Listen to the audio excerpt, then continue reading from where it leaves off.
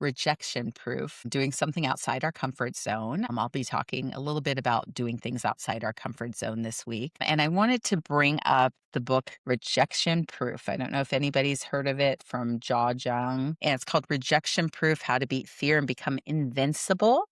And um,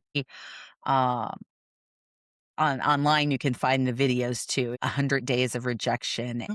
Um, and they're really funny to watch too, because I've watched them. But basically, the intention was he's going to do things that are outside his comfort zone because of the fear of rejection. So he's going to ask things that he figures people are going to say no to. So, for example, I know the first video he asks, I think it was a security guard in a building. So it's a stranger. So he asked if he could borrow $100.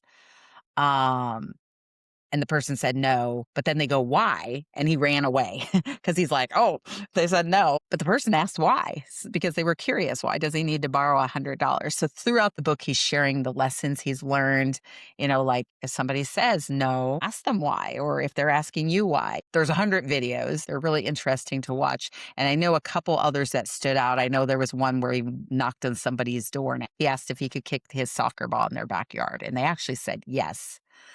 And then he asked them, why did you say yes? After he did it and everything. And they say, well, it's just such an outrageous ask. How could he say no? So it kind of shows that even when we're uncomfortable requesting or asking somebody, that fear of rejection, sometimes people are going to say yes, or they say no for a reason. Like I know there's one where he said, in the book he was sharing about planting flowers, I believe it was. He knocked on this guy and asked if he could plant flowers in his yard.